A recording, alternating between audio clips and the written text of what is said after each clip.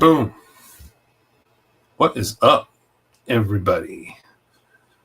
Welcome in. Good morning, good afternoon, good evening, wherever you are watching from, tuning in from. Welcome in. This is Mikey Wine here, aka Gundamonium Works, here for part 7, 148 scale Macross resin Tomahawk build. And yeah, we're going to do some panel lines tonight. I'm kind of cheating a little bit. I'm going to show you some other things. I made a stencil, not a stencil really. I just masked off and painted some things that for decals that were not included in the kit, and I'll show you that. And then I'm going to show you some other lenses that I bought for the cockpit and some of the various like lighting pieces of, they're not going to be lit up, but things that would normally be lit up. I decided to buy some stuff, and I will show that here in a minute. What's up, Nick? How you doing, man? Welcome in.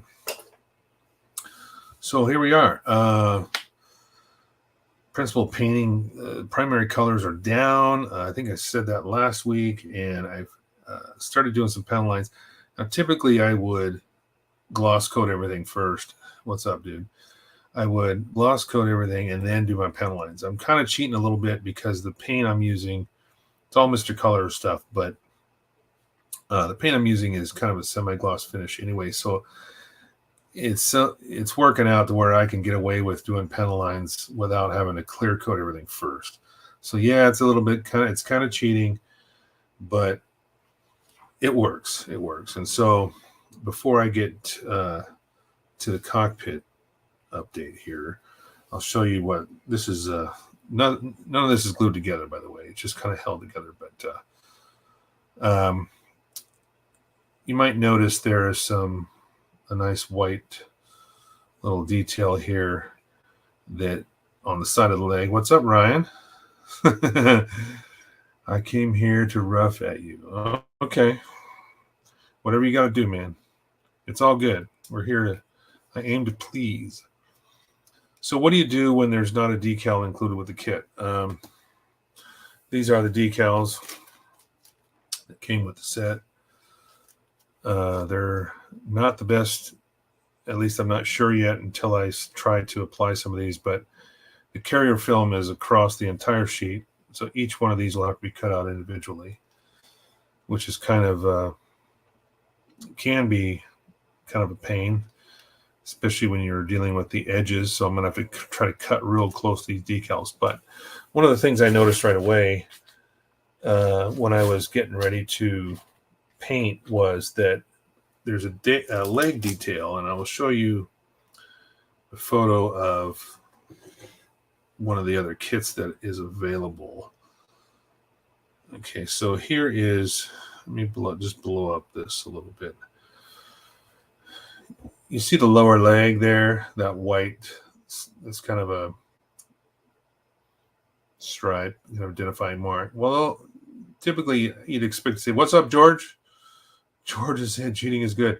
Oh, good. I'm glad you're here because I got something I got to talk to you about as soon as I get done here. So in just a couple seconds, I'm going to ask you a question or two about your circle cutter. And I want to show you something, or I want to show you the one that I have. And we'll see if we'll make a comparison. So anyway, what do you do when you don't, this little white mark here, you don't get a decal with the kit?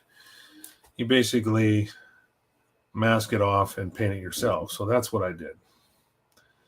Both sides, I did both legs. And I'm just holding this together because this is not glued. This still separates here, the knee joint, the ankle, but I think it came out really, really nice. I kind of like that color. I'm glad I decided to do that. I wasn't sure if I wanted to try to stencil those or just mask them off. It turns out what I did is I did several very careful measurements with basically just a millimeter ruler, and once I got one of them down, it was easy for me to replicate that because I had my measurements, as far as how wide the stripes be, where the decal would normally go. So I painted that on. This leg has been panel lined, as you can see, and there's still no weathering done to it yet. And again, these pieces are not glued together. I'm just kind of holding them together. But I do like the way this looks so far with the black panel lining. Looks good.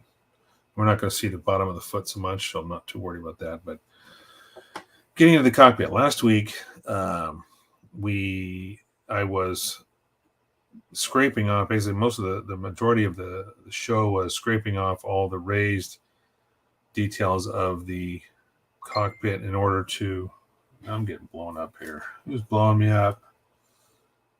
Armida. Okay. Yeah, I just sent a memory earlier. So, but anyway, we focus in here. I put the seat belts in. Come on, focus. Come on, camera. We'll get it here. There we go. So I put the seat belts in. That's all photo etch, and then the controls are photo etch as well. So the seat, this whole area, this whole cockpit is basically ready to be flat coated, and then I can maybe add a little bit of weathering to the seat, a little bit of wear and tear. The other portion of this is, of course, the screens, and these are the screens that are going to go in front of them, on the front of the pilot. So the next step is to glue this piece in, and then there you have it. You have the screens in front of the seat. I think they look nice. I made some modifications to the actual, well, to this piece. In fact, the original tab here that's on top was significantly further back. And in order for this piece to mount, the top of the cockpit to mount on here, I wanted to slide it forward. So what I did is I cut off the original tab. I created a new one with some plastic strip, just a couple pieces of this, laminated it together, and I filled in this section here because now when this is, let me take this off. I'll show you what I'm talking about. So if I install this where it's going to go now, and then place this on. This might actually be easier if I just put it on the actual kit. So now this is significantly further forward. So now you'll be able to see much more of the cockpit. Originally, it would have been back about another 5 millimeters or more. And I just was like, you know what? If we're going to open the cockpit, why not see as much as we can? So with this in place, I'll stick this down in here. The seat is glued in. So pop this in. And now with this piece on here, that's what we're looking at as far as the cockpit now. So I'm happy with how much more of the cockpit you can actually see by moving that piece forward. What's up? Hey, Forrest goes in the house. Mike's in the house. We got Mike and Mike. We got George. George is going to, not from Cartograph. Shocking. Yeah, those decals are definitely not from Cartograph. I wish they were. That would be awesome. So now that I've showed that off, I'm going to get to working on the kit in a minute here. George, I have a question for you. When you bought that new circle cutter, how many cutting blades came with that? Before I open up the one that I have, I'm just waiting to hear the answer there. So how many cutting blades? Because I know it was a step up from what you bought before.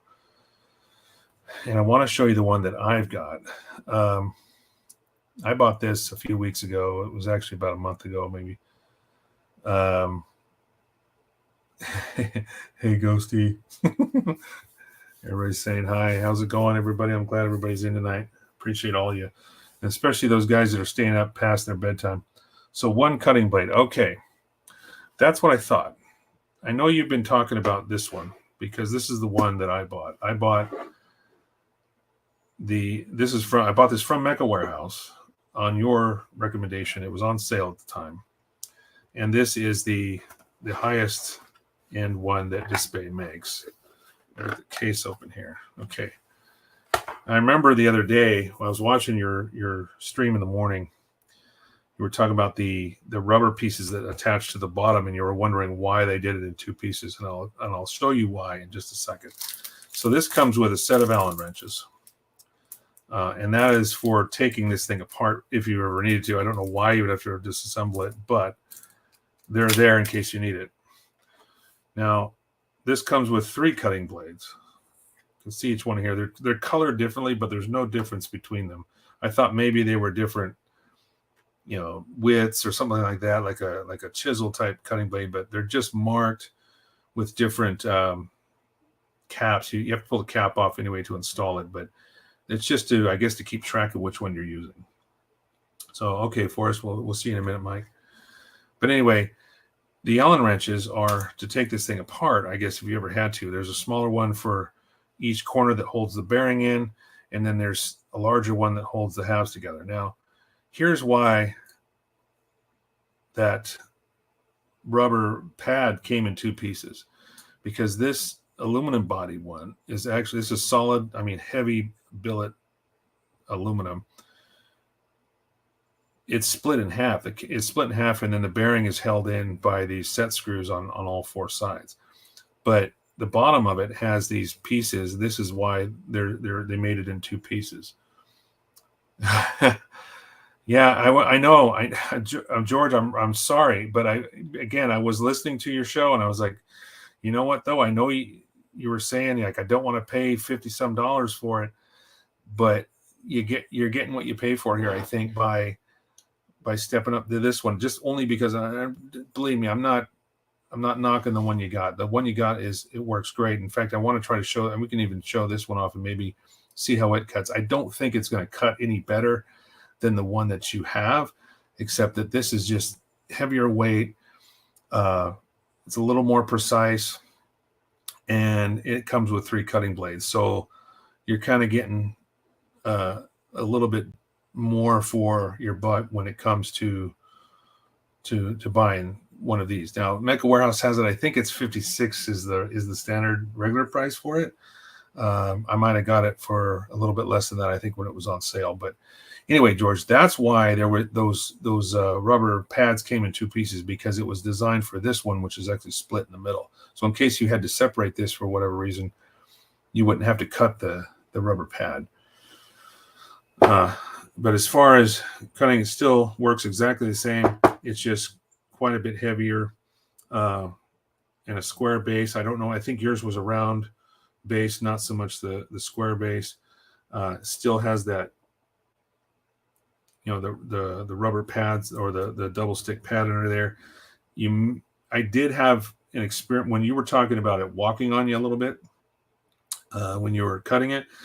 I think this one will still do the same thing. When I was experimenting with cutting, I was practicing on a couple of circles. And if you try getting too aggressive with the blade and just going too deep too soon, it will want to walk on you. So I know you were talking about using some blue tack or something like that to kind of hold it in place, to help hold it in place. I don't know if you necessarily have to do that as long as you just kind of keep because this thing weighs so much more. It's just heavy. You can kind of keep it in place and maybe just with light pressure and to keep applying a little bit more of going a little deeper and deeper and deeper until you get a good cut. We can try it. If you guys want to try it out, we can try it again and see how it cuts. But the case is nice. Like I said, it comes with 3 blades, and as far as I can tell, all the blades are the same. They're just colored in case you want to keep track of which one you've been using, whether you got one that's a little bit dull. This adjustment slot here might be slightly more accurate than the one that you have. What's up, Manny? How's it going, buddy? I had that but never used it, nor do I know how to use it. Yeah, it is kind of funny because there's not a whole lot of instructions with it. It kind of just you kind of figure it out on your own. I'm totally with it. Manny, let's see. Try cutting 0.5 millimeter sheet. Okay, that's what I was going to do. So we'll take a break from the Macross kit here real quick, and we will do an experiment with this. I'm going to I've got to reach under my desk here where I've got my Cassatria box. It has all of my plastic sheet in it, and I will grab a piece of 0.5 because I think that is the thickest that you're supposed to be able to cut anyway. Okay, this will do. This is just a scrap sheet of 0.5 millimeter. I'll measure that to be sure, but I'm pretty sure that's 0.5. Most of the stuff I used, or when I bought all this plastic sheet, was for the my original Valkyrie diorama.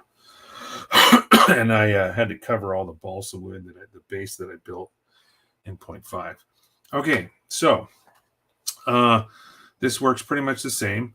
There is a magnet in here between two springs underneath, and if you unscrew this all the way, this will come out, and the springs, there's a magnet in between two springs, so there's a spring on either side, and the magnet just basically holds the bit in place. So the bit will swivel because as you're cutting the circle, the bit needs to be able to rotate on its own. And as soon as I can figure out how to open it, there we go. Okay, so I'm just going to take out one of these blades. And there's just a rubber cap on it that protects the cutting portion of it. The tip of the blade is beveled to a point, and that is held in, like I said, right. If you take this hole and just pop it in the bottom, that will keep it from falling out. Actually, it just fell out on me. There's supposed to be a magnet in there. Oh, I didn't put it on the way. Okay, there we go. So, and the springs allow that little bit of cushion there against the blade. So I've set this up to about, I'm going to go 15 millimeters so we can see something relatively large. Make it easier to see. Okay, I'm going to lock that down at 15. Now this is just, right now it's just under light pressure. I'm going to hold this down and just go around. Actually, it's quite a bit bigger than that. No, it's about 15 millimeter diameter or radius, I should say. This is cutting pretty good without walking. I'm just going to go around a few times. Let's see, I'm trying to catch up. I'm trying to keep an eye on the, is that the display one? Yes, it is, Manny. Hey, Ken. Ken's in the house. Hey, Ken, how you doing, buddy? By the way, I prefer the new square shape, cheaper one, plus the clear center guide. Yeah, I suppose that you can, with the clear guide, you could see through it quite a bit better. There's a fairly large window here, which kind of makes it easy to see, I guess. I'm just wondering if this dial is much more accurate than the one, because you were saying yours was slightly off, so I don't know if this is going to be any different. I'm just going to put a little bit more tension on the blade and go around a few more times, and I'm holding this down with my hands so it doesn't move, just in case it tries to walk. Right now it's not. I'm feeling pretty good about it. A little bit more. The trick is knowing exactly how far down you have to go. So I'm just cutting deeper here. I don't know if I'm all the way through or not. I think the different colors of the blades are because they have different blade angles. Good point. Let me see. I will take them out and look. I'm using the red one. The thing is, though, there's no instructions that even tell you that, Nick. That's the thing. Like Manny was saying, he goes, I have one, but I don't know how to use it, because they don't really give you a bunch of direction, It's just, here you go. Here's your new cutter. Go ahead and use it. So I don't know how far down I've gone. I'm going to keep going deeper after several passes here. just to see. It feels like it's getting tight. I think I'm getting through the bottom now.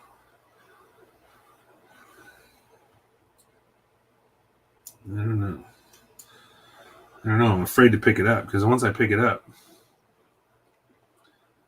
it was off because it was misaligned. Oh, okay. Well, I think yours has the same type of bearing though, right? As far as like there it goes. Wow, that just came right out. It actually popped out, and wow. As I kept cutting, I actually started to go into my mat a little bit, but wow, that just came right out. Super clean. And we can try another smaller one here, a smaller size. I'm going to release the tension on the blade. I'm going to move this to, let's see here.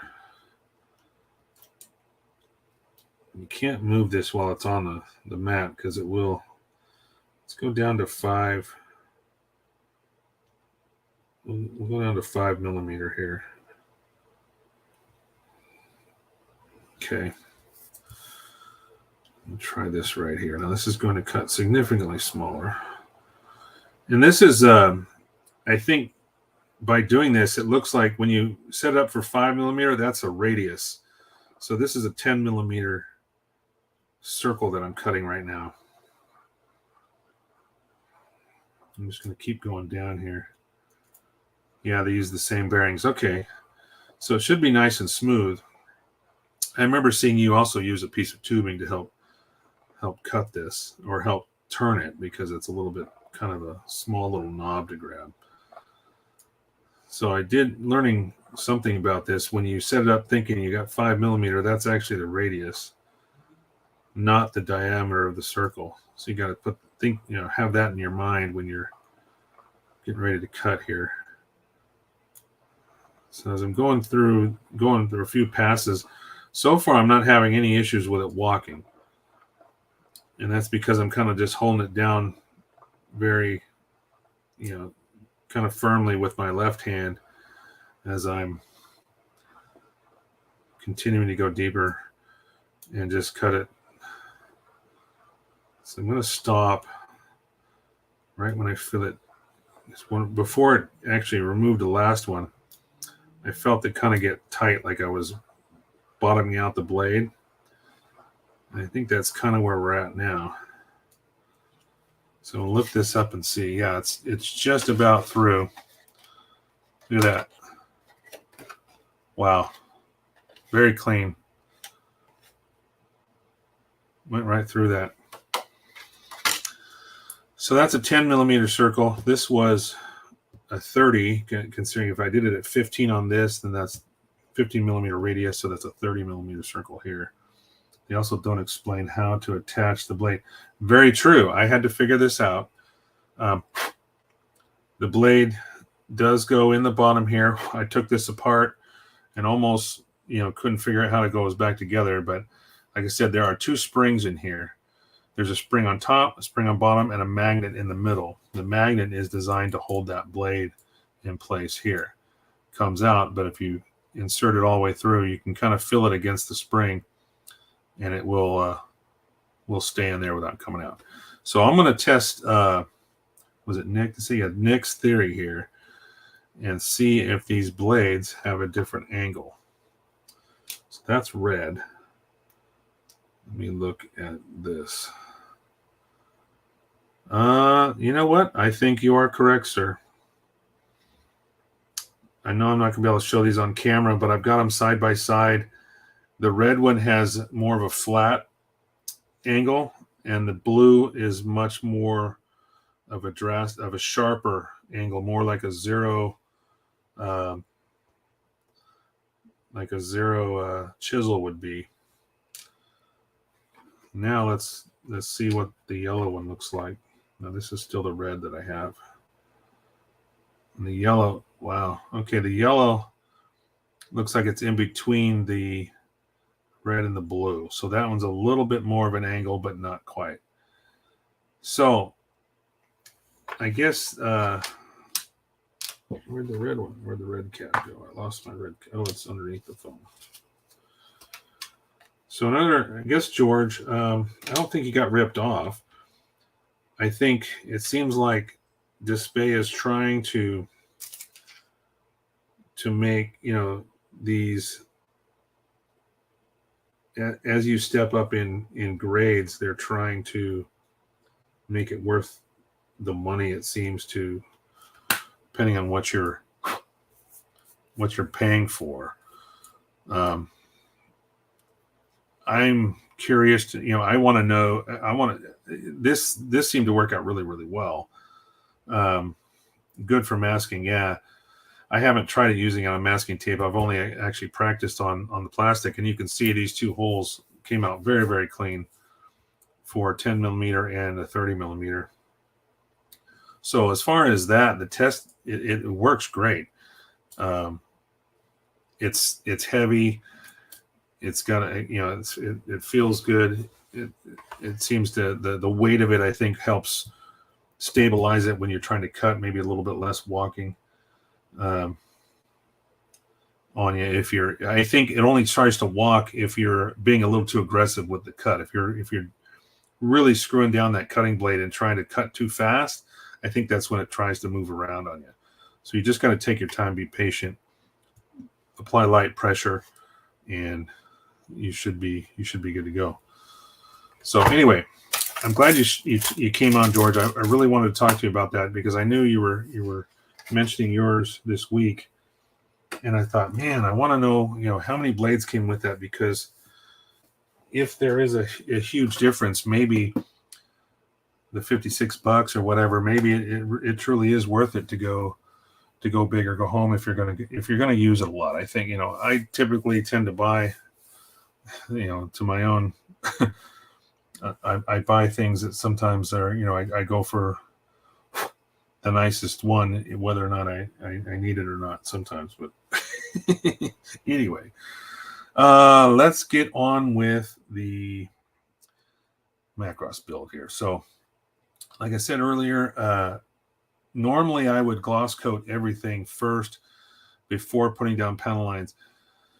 I'm kind of cheating a little bit because the paint is a semi-gloss paint, so it has enough. It's not as porous as a flat paint, so I've been going ahead and putting my panel lines directly on the paint versus clear coating it first and then doing it. I will clear coat it after this when I'm ready to start doing decals. Oh, I know what I was going to say. On the cockpit here, this was the, I may need to back off the pressure a bit, but hard to see. Yeah, it is kind of a, you got to be, it's almost like you got to take your time. Just cut slowly, give it like a half turn, go a little deeper, give it a little half turn, and keep going until it's all done by feel. I did this smaller circle a little bit faster, but it cut through perfectly. I mean, it's a very clean. There's a little bit of a lip, just like you normally get when you cut with a razor. You get the plastic will kind of give you a little bit of a lip on the top. So if you were going to use this piece for something other than a stencil, you would probably have to sand just the top of it off. But it seems like if you take your time, you'll be able to get a very good result out of it. But anyway, what I was going to talk about was the front of the cockpit here. This is the screens that go in front of the pilot. But on the other side is the actual where the front lens of the cockpit's going to go. And there's 3 cameras on there. And you can see I've painted them silver. Back the inside each one of those holes was silver. So I was trying to figure out what kind of lens could I use. And even on the Searchlight, there's 8 holes here. And I haven't figured out what I want to do with these. So I started looking at some buying or using like mono eye lenses, and I found these, and this is a pretty common thing. These are Gunpla Builder parts, and they're clear. They come in different colors, but I decided on the clear ones because I can paint them with whatever clear color I want. I bought both from Agent Hobby and 45. We're going out of business. Oh, nice. You got lucky then. That's a good deal. So I bought these, and it comes with 2 of each. the lenses as well as the back pieces. I don't need the backing pieces. I'm just in it for the lenses. So I bought these, and I'll probably end up using 3 of these 3mm lenses to go in each one. And they're different sizes. There's 3, 4. It looks like 3, 4, 5, and 6 maybe millimeter. So that's what I did. I decided to buy these, and then I can put some glass in there, maybe some nice camera lenses, and then for the searchlight, also the knees. I forgot about the knee joints. The knee joints also have a light in front. I'll probably put one of those in there, but I'll use a little bit of a larger one here. I can put 8 lenses in there. First thing I'm going to do is mask this off. I'll paint the background color that nice bright shiny silver, like a reflective color.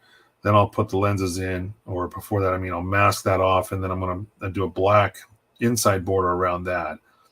And then when the glass goes on top of it, when those lenses are put in, it should look nice. It should look like actual light bulbs or large intensity bulbs that are in there in that searchlight. And then, of course, these will be done in green or something like that when I do the front of the cockpit. So I've been missing a lot. I've been talking, missing a lot of the chat here. Let's see. No, I guess not. I think maybe using a bit of black Sharpie of the area would help with contrast. You talking about when using the cutter, or are you talking about something else, Manny? What are we talking about? In the meantime, I'm going to wet my whistle. Cheers, everybody. So let's move this plastic out of the way. That worked really well. I'm really happy with that. So I'm also very happy with this decal that I essentially painted on, because the decal didn't come with the kit, and I've been looking at other renditions or other models, or actually the collectible toys of the Tomahawk, and they all have this white kind of double. I'm not sure what it really looks like other than just the shape. And I took that design and then I just made some measurements with some really 1mm thin tape, did an outline of what I wanted to, and then masked off everything else, and then just sprayed it. And then of course there was a tiny bit of a lip.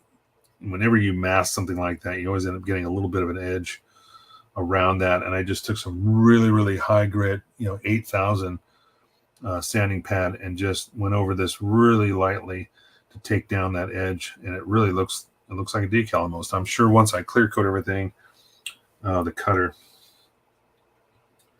Yeah, maybe using, what's up, Angel? Cilantro. What are we talking about, Angel? But yeah, maybe using Sharpie on that. I see what you're saying. You can kind of see, maybe you'll be able to see how deep your cut is too, if you've got, rather than just white plastic. That might be an idea. So I'm just going to start using the panel lines, and I'm just using Tamiya accent color black. I still have quite a bit to do to the torso. I also have this back area of the cockpit that I have to finish painting. I'm going to do some details here. Not much, but I'm going to do some details. And then, of course, I got to figure out, I've got most of these subsections glued together. The arms, or the guns, I should say, the shoulders. These have all been panel lined as well. Doors that go on here, those are all panel lined inside and out. I still have the missiles to paint. I still have the guns that go here on each side of the cockpit. Those have to be painted. But other than that, I've got most of the paint done. There's also a lens back here that needs to be painted. There's a couple of, I can only say it looks like brake lights that need to be painted as well. I'll mask those off, and probably I might shoot those. I might hand paint them. I don't know. Not sure yet. Anyway, let's get going. So we're just using Tamiya black accent color, and then I'm using AK's odorless enamel thinner to remove it. I love that stuff. It's really nice. It certainly doesn't smell like anything, and it's really easy to use. Evaporates away. I've already panel lined the knee section here, so I'm really just doing the lower leg. We've got a little bit of detail work to do under here. I think I'm going to do this in black on both legs. I still got to do that, but you really won't see that because the foot, it kind of goes on, and the foot, it almost covers up that heel section there. You really don't see that a whole lot, but I'm going to paint that black anyway, so let's get at it. How hard was it to mask off the hatch covers? Oh, you're talking about these guys? It wasn't too bad. What I did is I just painted the outside first in the brown, and then I just masked off the edges, kind of wrapped it around, and then I did all the gray after it was all black in there anyway, and then I just went in with the gray and airbrushed it at a pretty light pressure. Okay, looks like I got a little bit of on one of these, might be a little bit of some of my panel line color on this, so I'm going to try to lift that. I know it's been on here for a while. Just going to put that on real quick and see if it will come off. It might just be it might be a scratch from inside here because I've been using black. The black primer is a lot of that pre-shade color. Yeah, I don't think it's coming off, but I don't think it's panel line. It might actually just be the paint. Slancha. Yeah, slancha. Slancha, my friend. Is that what you tried to say? But it came out cilantro?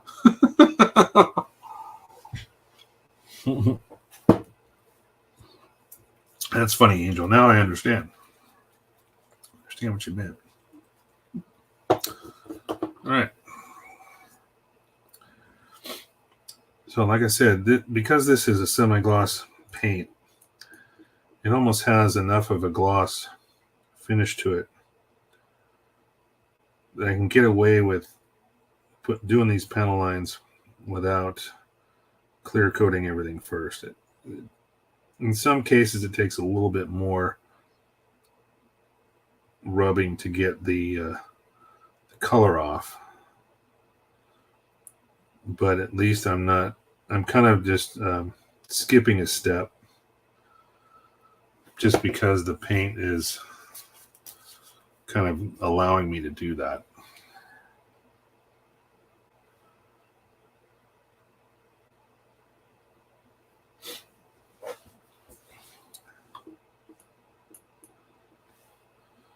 Now George is going to go out and buy that new cutter now that I showed him.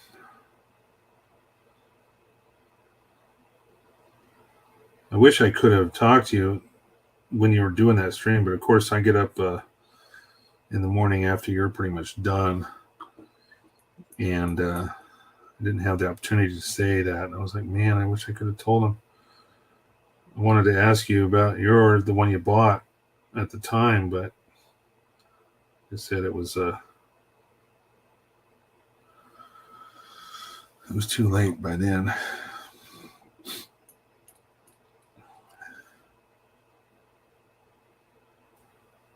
But you're right. I think this Spay,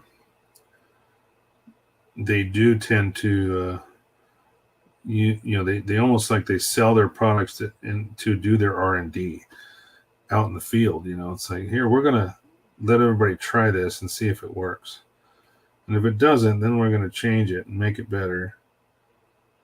So it's almost like the people that end up buying the product are the ones that are doing the R&D.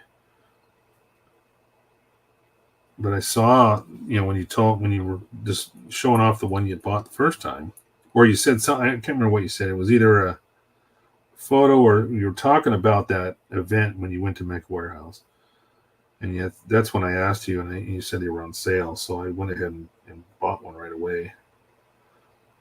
But it's nice having the 3 cutters. I think it looks like at least they're trying to justify the cost difference by beta testers, right? All set for cutters. Okay. You're not going to get the new one. Yeah, it's almost like the I can't remember what I was going to say.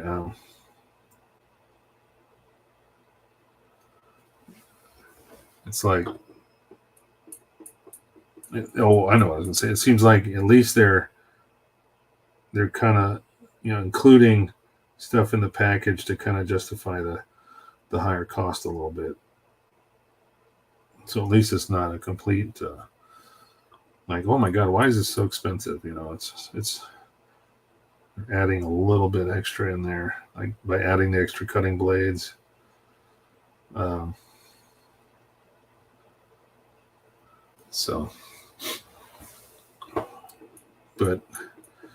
it seems like no matter which one you choose, it's still money well spent. It just depends on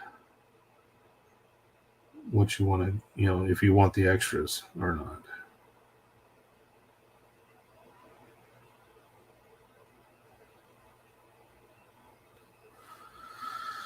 Oh, what's up? Jonlin is in the house, creeping freely for you too. How you doing, Jonlin? I haven't seen you in a bit. It's been a minute. I know you popped in a couple weeks ago. Good to see you. So we're doing panel lines now.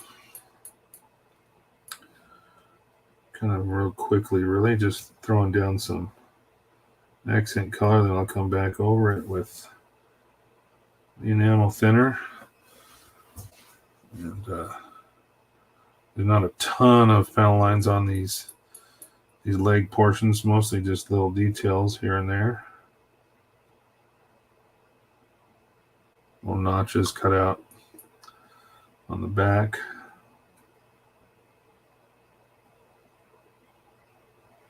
And then I think there's also some little brake lights as well on the back of the legs as well. There's some on the back of the torso, but I think there's some on the back of the legs as well.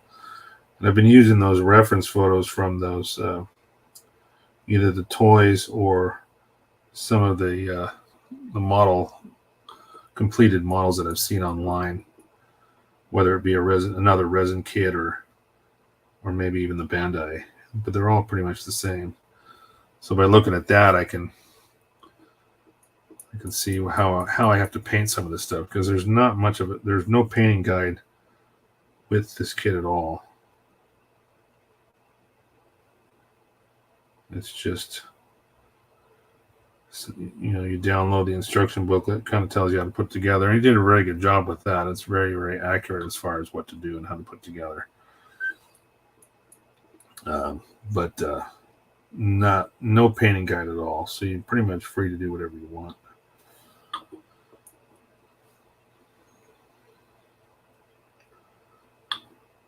I'm trying to stick more to the anime color. I know a lot of the toys that I'm using as reference, they're kind of a lighter tan color. But excuse me. There was one particular scene in the Macross movie where you only see the legs walk by, and it's shortly after the very first attack on the Macross, when they're kind of cleaning up the mess after Hikaru, rescues Minmay, but he's still missing, and you see this Destroid walk by in front of the camera, and all you see is the legs, and it's more of a yellowish color there, not so much the tan color. So that's why I chose this color, is because I'm trying to kind of stick to the anime a little bit closer than some of the toys and stuff, which seem to be like a very light tan, almost too light. But I kind of like this. This is the same color I used on the Abrams. And I know once I flat coat this, it's going to lighten up a little bit anyway. So it should look really nice when we're done. And like I said, I'm cheating a bit. You know, I am doing this on paint. And I've had success before doing it that way. That's why I'm not too overly concerned about it. I'm not clear coating these first with a gloss coat, but I will do a gloss coat before I start decals for sure. I'm a firm believer that decals need to be applied onto a gloss surface, just because, you know, on a microscopic level, there's those little droplets that create a flat surface also create air pockets underneath, and a decal can suffer from silvering, especially, and I don't want to screw around, especially with these decals, because they're not the best looking, and I'm not sure what's going to happen when I start cutting into that sheet. So I'm going to have to cut out each one individually,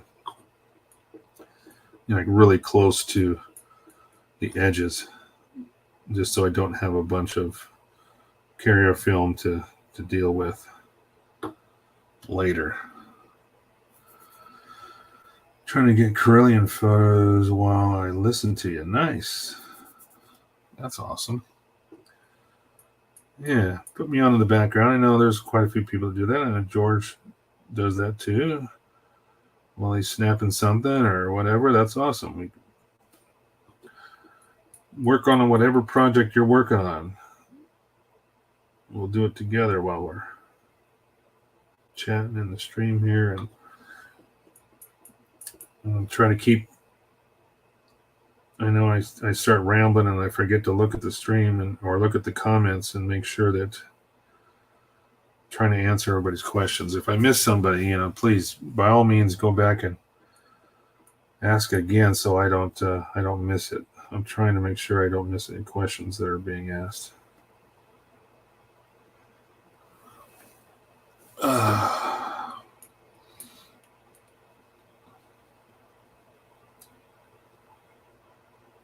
just going around doing some real quick dabs and not trying to be too super clean here, because I'm going to go back and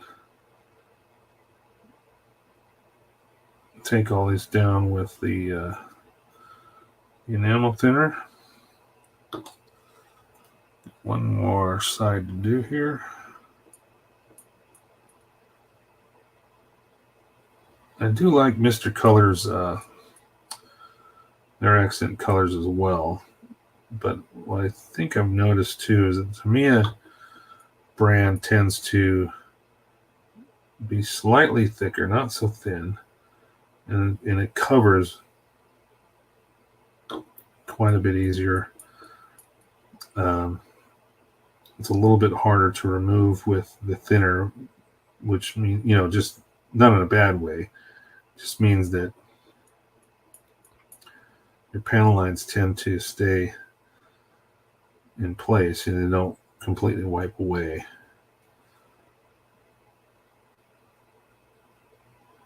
I need to look at that just to make sure. You ever look at something where you're putting a panel line? No, I got it. You're putting a panel line down. You're like, did I do that on the last one? So compared to the other side, it's like, did I skip something there?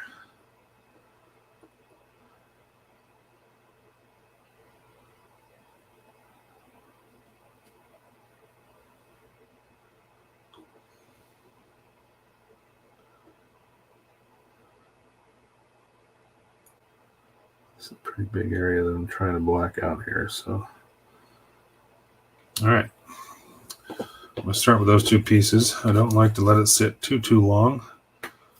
So from here, we're going to, and these are, I use these, in case you're wondering, let me grab a package of them. These are from the ISO store. A friend of mine out in Canada bought me a bunch of them. I said, I use them. This is ISO Select Blue, and they've got a rounded end and a pointed end on the Q-tip, and they don't shred as much. These are nice because they do. I mean, they will start to, the fibers will start to come apart, and you'll have some little hairs on your kit, but not as much as a standard Q-tip. That's why I like them, because they're pretty tough. And you get two sides per. I've got a couple open there that I can use in a second.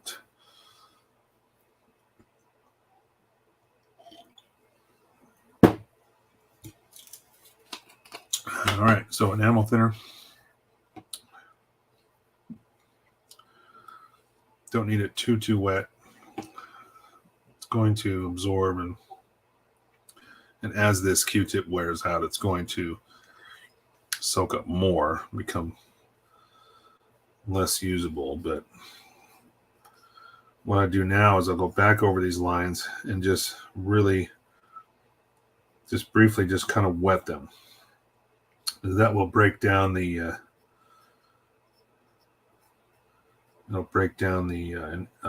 panel line color, and then I go back over it again with a little bit more precision and take all that extra material off and just leave. And whatever doesn't come off, if there's some shadows, in areas, and it'll just be contributed to the grime when I start doing the weathering process of this. I'm taking down most of it. I want those lines to be accented, but without too much extra material. But if there is a little bit there, it's okay. Only because when I start using the oils, I'm going to use my oil brushers and really make this thing look grimy. Kind of want to do a heavy weathering to it, because these were workhorses. They were the Defenders. The Destroyed Defenders were expendable for sure. I mean, they kind of have a unique purpose. They weren't like the elite Valkyries that fly around and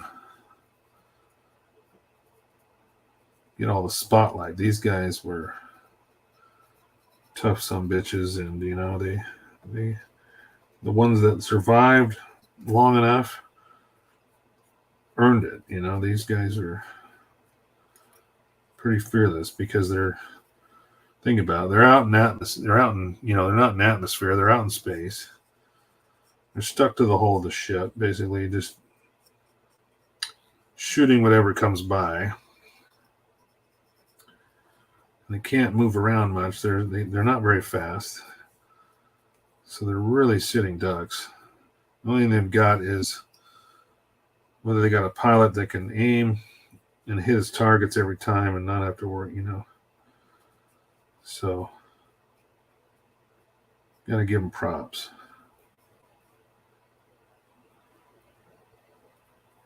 So as this Q-tip gets worn out, you can see that the tip is just kind of getting mashed. That's what happens, but it's all right. There's two sides to it. I got the other side. That's the pointed side, but I always start with the round side first in most applications. Move to the other one. And most times I'll cut the end off just because I don't want to have to handle it. When I wear this sucker out, then I'll just cut it off and use the one side until it's done, and then I toss the whole thing in the trash.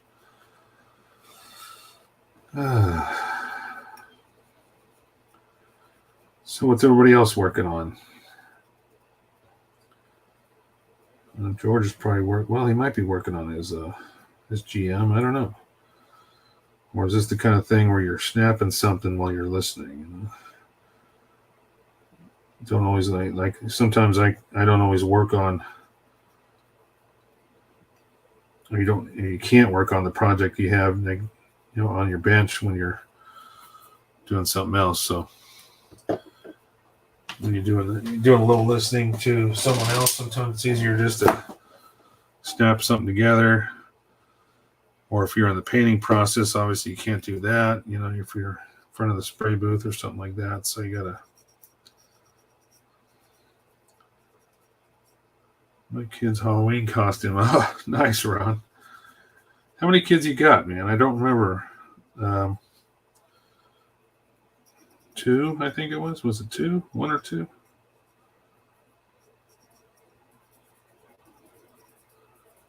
I remember those days.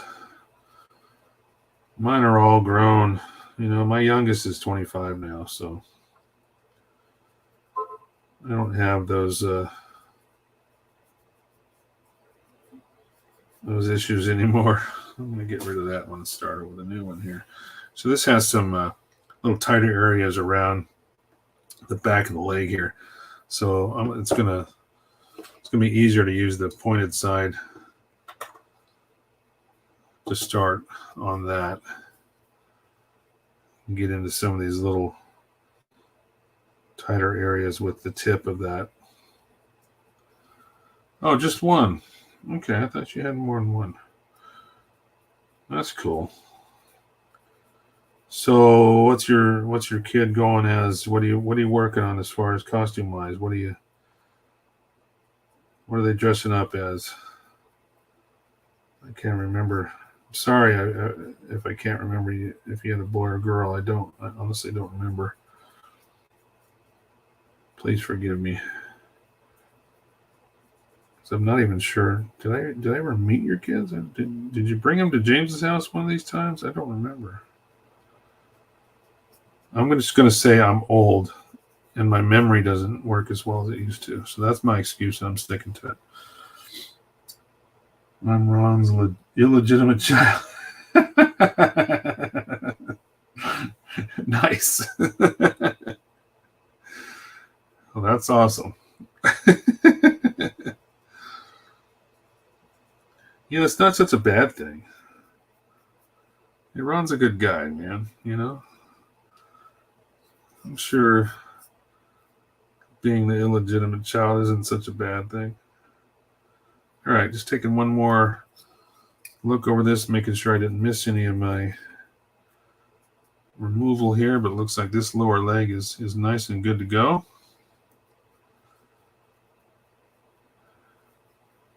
And by putting that paint down first, now the panel lines will go right over the top of that. So it's going to look real nice. I'm making her casting rod. She's going to be a Pyro Abyss Mage. Oh, good. I know nothing about that. I'm sure it's going to be spectacular. It sounds like it. Very cool. Gone are the days. I mean, especially with my mother passing away this year, you know, we found a bunch of old photo albums, and I mean, you want to talk about scary when you see like these old Halloween costumes that we used to wear as kids. I mean, like Casper, big old plastic mask, you know. Gone are those days.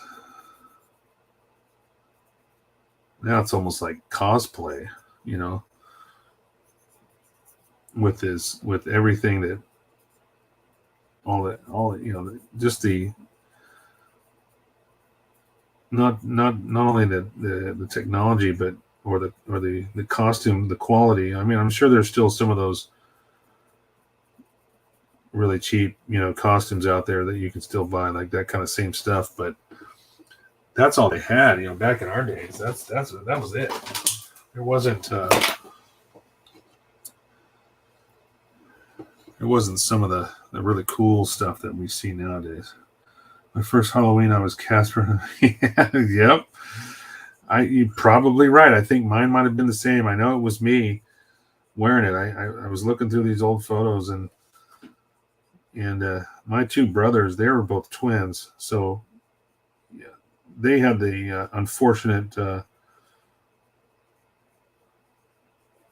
life of they were always dressed alike, you know, even when they were They were really young. They were dressed alike. I mean, fortunately, I was the third kid, 3 years younger than my brothers, and so I didn't have that.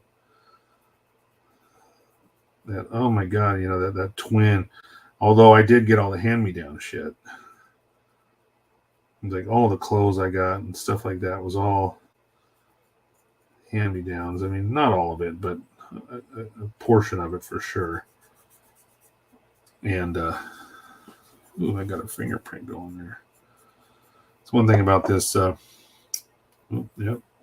I got some of that thinner on my. Oh no, it was the black on the back here. I got my finger into it and didn't even realize it was getting all over the piece, but that's all right. That's what the thinner's for. Yeah, always got not so much the hand-me-down clothes and everything else, but then I just got bigger than I got taller than both of them. So then that stopped happening because I just didn't fit in their shit anymore.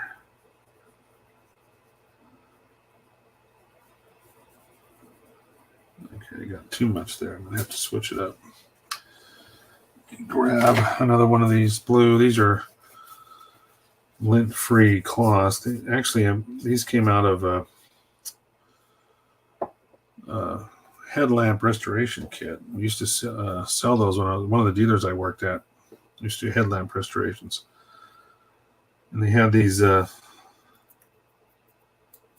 blue towels in there that you use for polishing once you got all the grind, the oxidation off the lens. And the bottom line is, at the end of the day, you never used them all. So I just started collecting them, and I started using them for modeling stuff, and it works out great.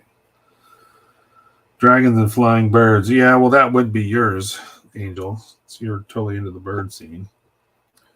I could see you doing that. Shredded that one. It's one thing with any Q-tip, I guess. If you catch a sharp edge, it's just going to shred, no matter what kind you buy. But like I said, these they will tend to leave a few fibers when they start wearing out, but not too bad. But those will show up when I start clear coating. The funny thing is like, especially when you do the flat coat, you'll see these little hairs just kind of light up because they're collecting that flat coat or that flat clear coat, and it just lights it up. I gotta get a big piece like here. These little raised details that he's got, and they're grabbing a hold of this Q-tip and just shredding it. I'm gonna have to switch to the other side here.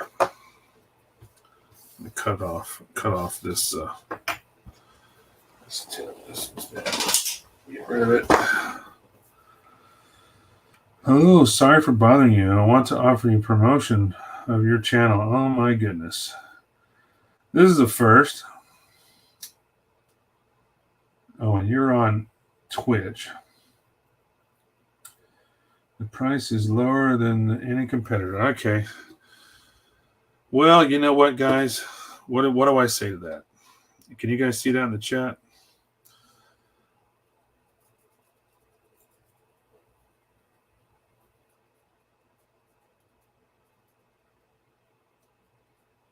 I don't know about you, but what's your name? Adjacent Tree CRG. Huh. Well, let's just say I'm not doing this for the promotion. I do this because I enjoy the hobby. I don't do this because I need to pay money. You want to pay me money to build something? Sure, I'll do that. I've done commission work before. But I'm not going to pay somebody money. Yeah, I don't. But fuck them, yeah.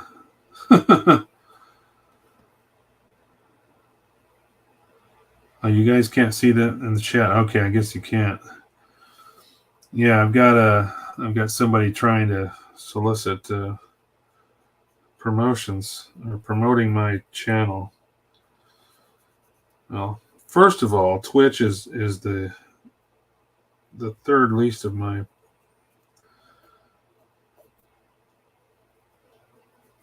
Twitch is only there because I had no other channel to put it on. I had 3 channels I could choose from with Shapeways.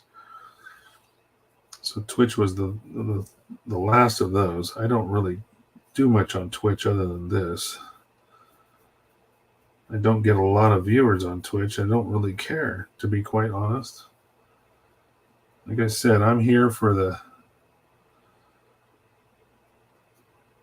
camaraderie and to promote the hobby and hang out with friends, talk about whatever. I don't need to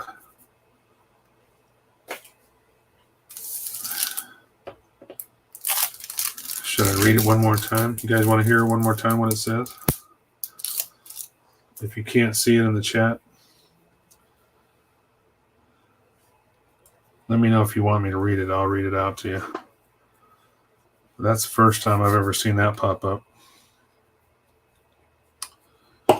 on any of the 3 streams.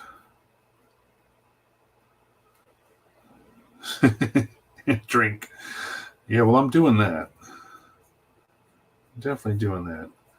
So I'm almost done with the legs here. I'm just going over some last little touch-ups here. Like I said, I'm not too worried about some of the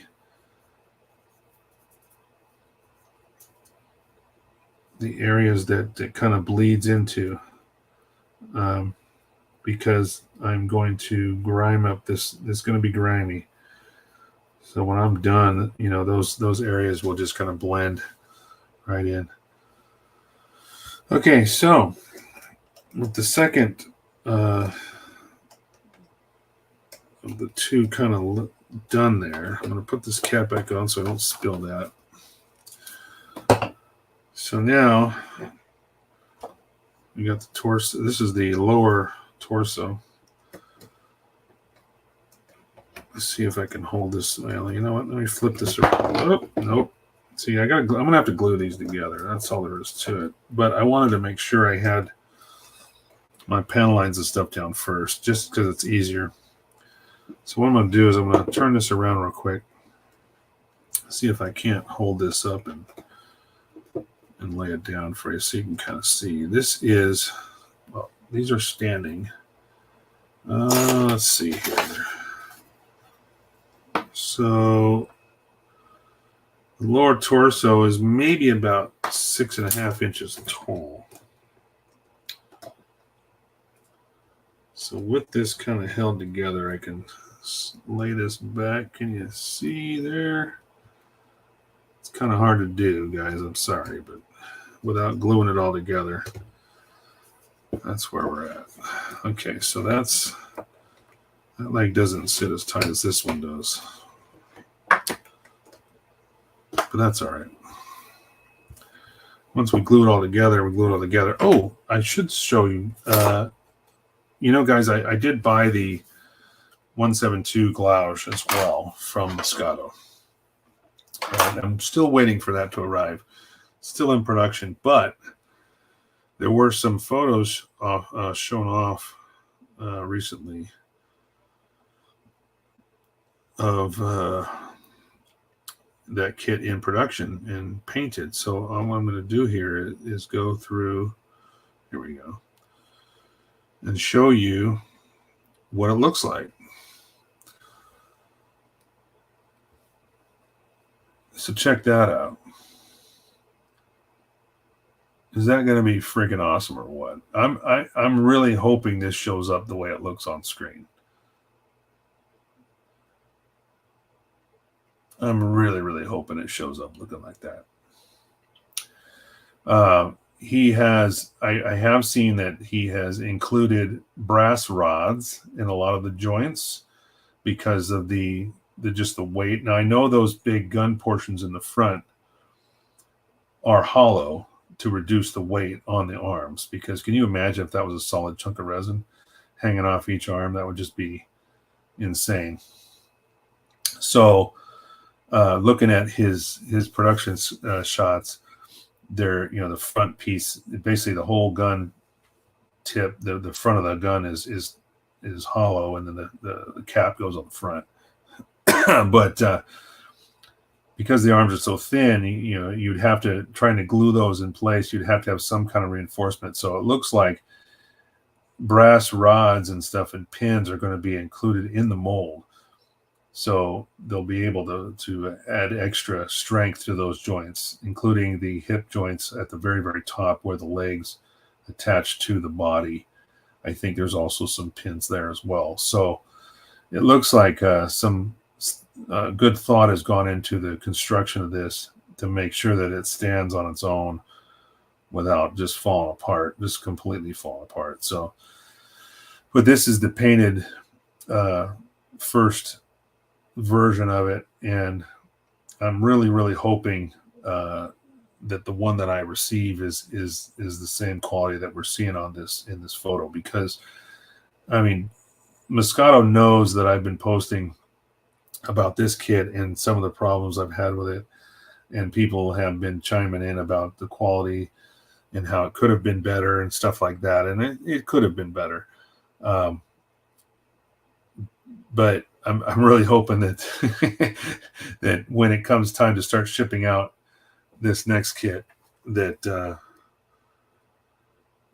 those things will be bear in mind. Like, don't send me another clunker with a bunch of problems, because I will tear it apart online, and I hate to do that. But if I'm spending 575 Canadian dollars on each one of these kits, that's over 1,000 Canadian, over 800 US, then they better damn well be pretty good, right?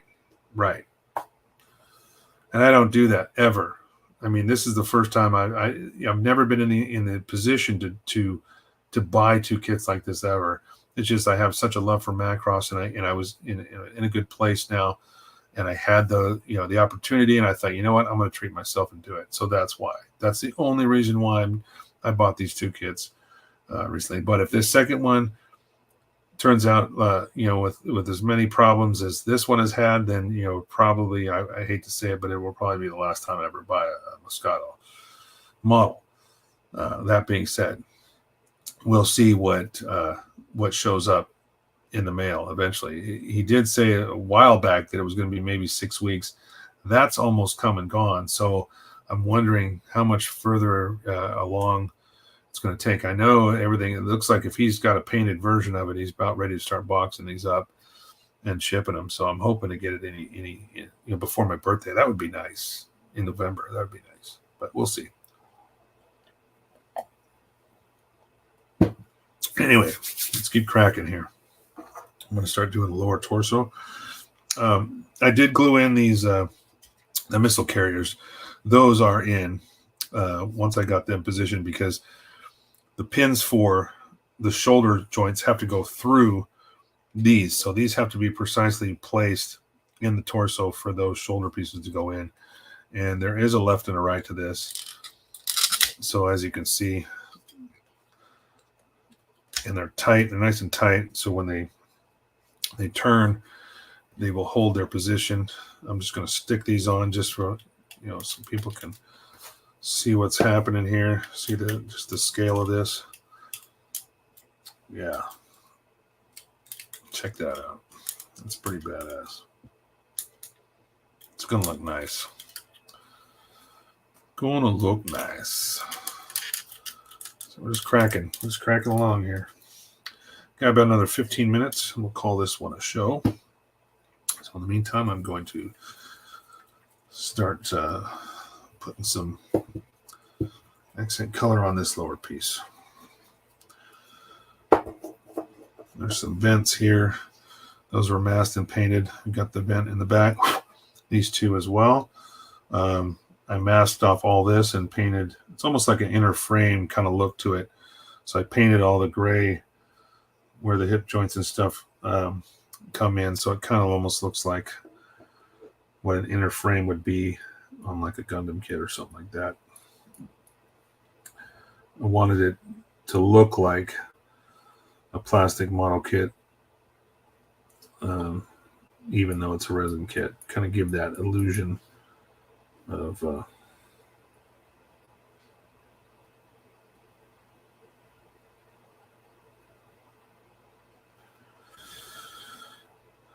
and so yeah, we're just going to do the same thing.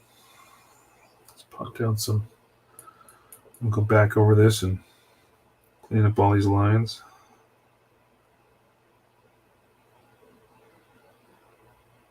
Wasn't sure. I kind of considered using a brown accent color versus the black, but I think the black kind of gives it that anime feel. You know, the way those lines show up. If I was going for a more realistic look, I might try to use the brown or something lighter to just kind of highlight those lines without making them as dark. But this reminds me of that anime, the way that looks. Yeah. And of course, these are going to be quite a bit of black in here on these vents, or exhaust vents, or whatever you want to call them.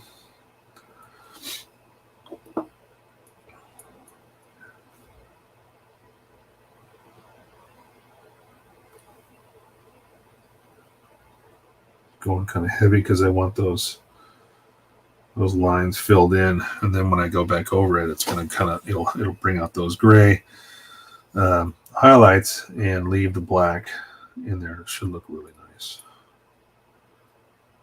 But I'm only going heavy on those vents, in those areas that have the grills in them.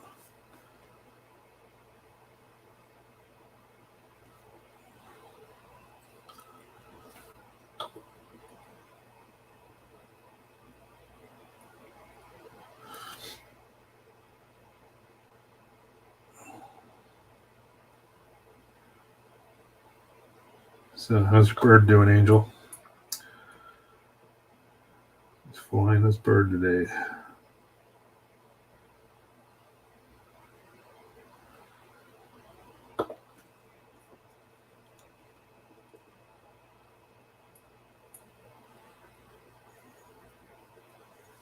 Got some tight areas in here.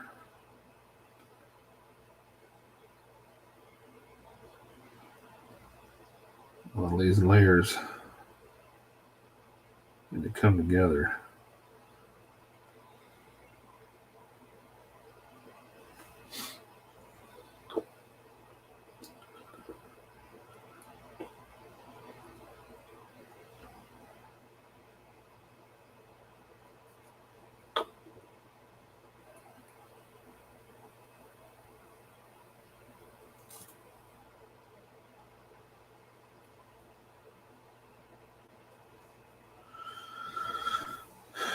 Going up 150 foot.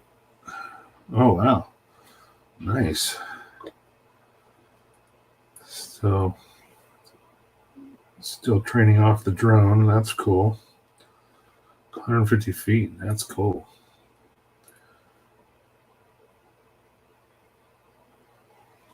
That's really cool.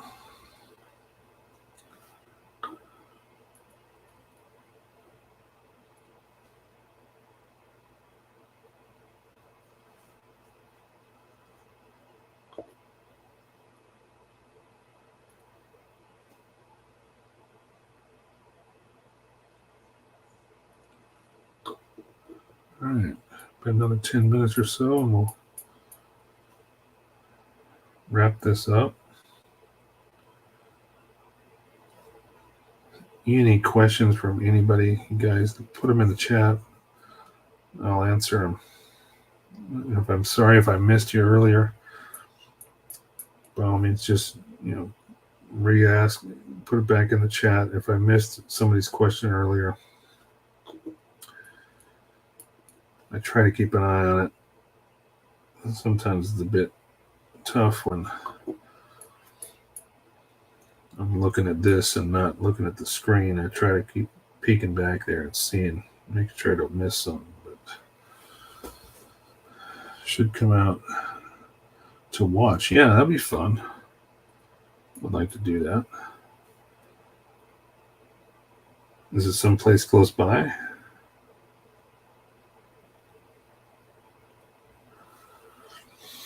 Yeah, I think that would be an awesome treat.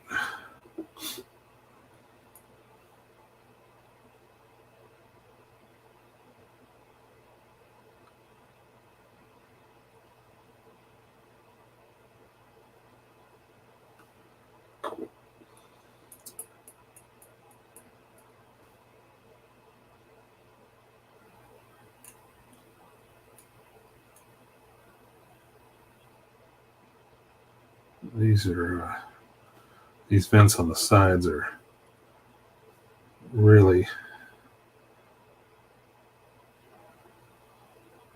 there's a lot of grooves and stuff, so I'm going pretty heavy with the paneling color just to fill them up. Farm by 203. Oh, okay. That's not too far away.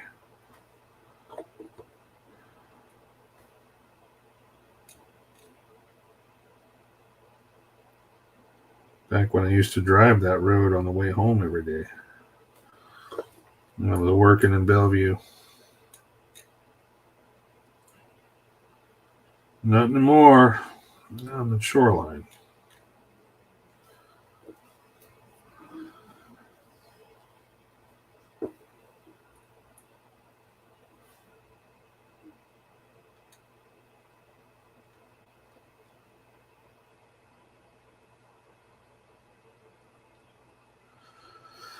Ten 20-minute drive from 2 to 5 minute flight.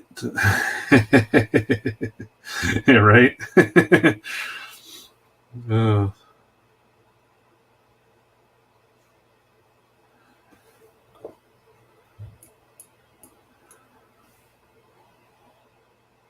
It's well worth it, though. I think that whatever that 2 to 5 minute flight time, it's well worth it.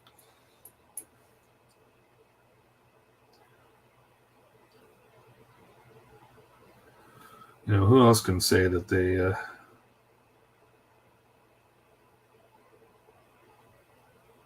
fly birds of prey? I don't think there's too many people in the room that can say that.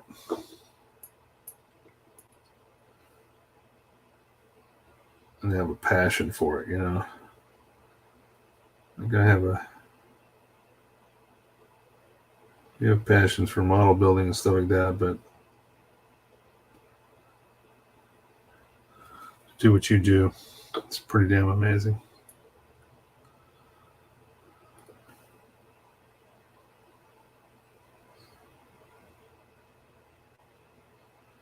Oops, a little heavy right there, no big deals. I'll come out in the wash. All right, couple more lines here. This piece will be done.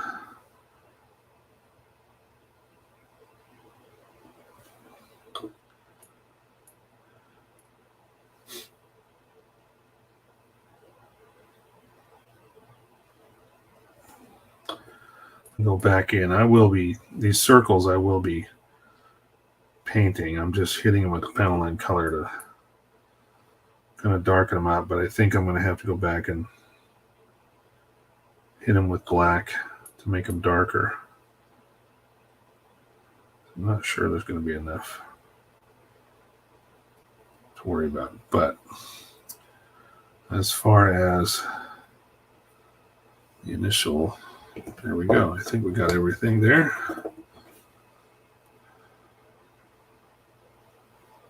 Yeah, oh, nope, I missed one. Missed a line. Angel and Roland from the Dark Tower. What are we talking about?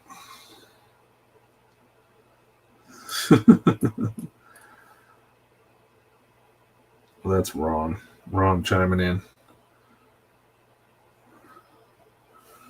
Yeah, man,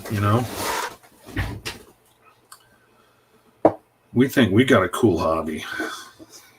Try doing that.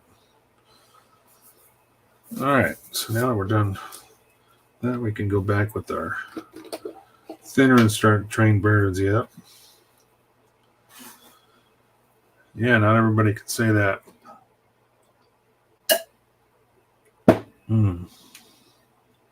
So go back and start knocking down some of these lines in reverse order. Now that portions that I did first are dry, I can start going back over these, and by the time I get around to where I just finished, those will be dry as well.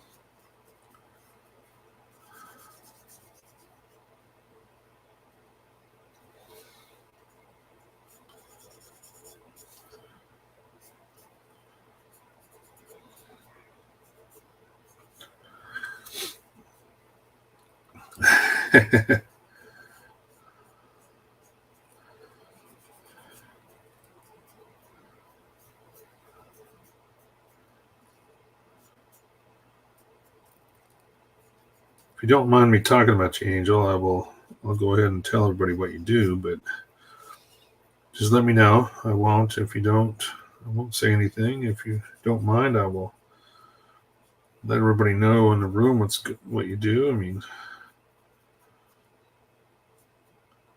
for those that are wondering.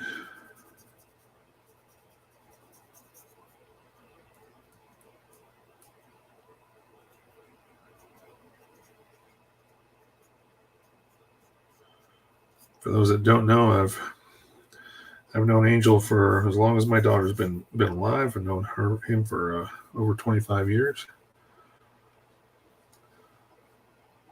One of the nicest guys you'll ever meet.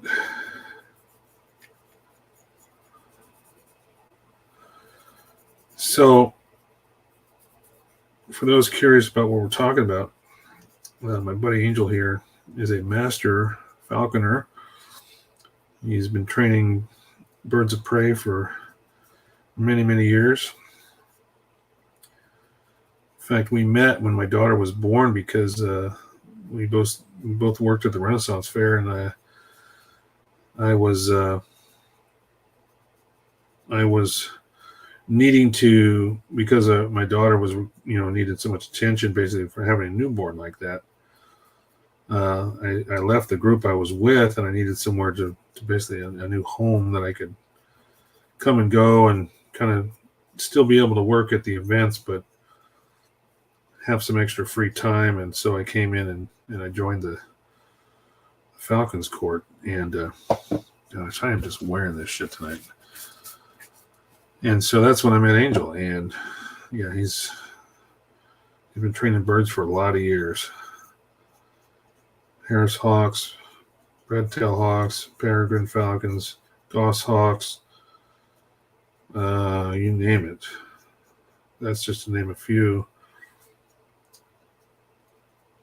And so now we're up here in Washington. He's got his birds up here. Some of the been able to capture some new birds and train them.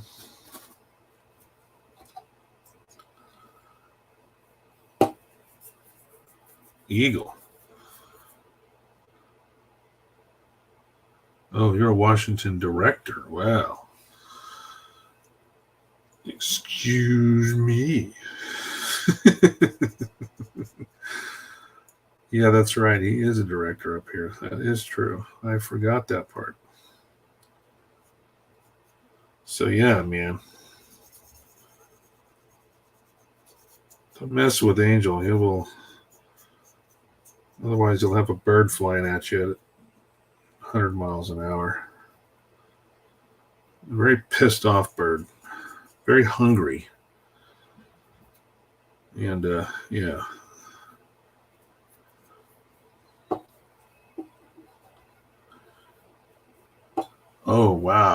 tawny eagle, man. So what's the wingspan on that thing? Because I think the biggest bird that I was able to hold while I was, at the fair with you was was Isabella, the red tail, female red tail. That was a big bird. But the eagle's got to be massive, way bigger.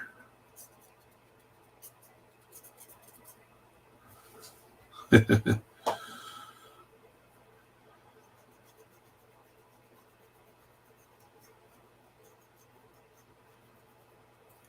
right, we're almost down there. Now it's about time to finish up, but I'm going to finish this piece first, and then we'll call it. Let's get a few more surfaces to knock down these side vents. So now once you take take all that black off the top, the gray shows through. Looks nice. Double her size. Damn. That's a big bird. Yeah, the red tail was big. She was awesome.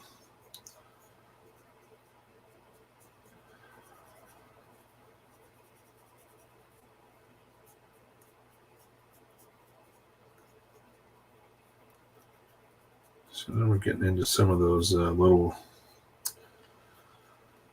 look like welds, those body welds on this front of the lower torso. They show up nicely with the pennilyn color. It's to look like machine welds, or tank welds. An older tank would have these big, weld. You can see the beads where they did the welding of the panels. Those were actually nicely recreated in the mold, which I have to say looks pretty good. All right. Well, looks like we're just about there, folks. So there we go. Looks good. The other side done. Tail section. Those vents back here. Vents on top. All right. So, sent Talon to the hospital and kind of. That's another story for another time. All right, folks. Listen, I appreciate each and every one of you to come in and join with me every week and hang out, do some building, supporting this hobby, having a good time with everybody. So we're going to wrap this up, call it a night. Thanks again for joining in, each and every one in the chat. I appreciate all you guys, each and every one of you. Be good humans. Treat everybody nicely. Do the best you can. And, call your parents. Call your parents often. Talk to them. Tell them you love them. Because you never know, one of these days, they don't last forever, and eventually they won't be there. And, you know what? It's all good. Talk to you guys soon. I appreciate each and every one of you. We'll see you on the flip side. Have a good night. See you, George. Thanks for joining in. Nick, Angel, Ron, everybody. I appreciate each and every one of you every week. Thanks for coming in. We'll talk to you next time.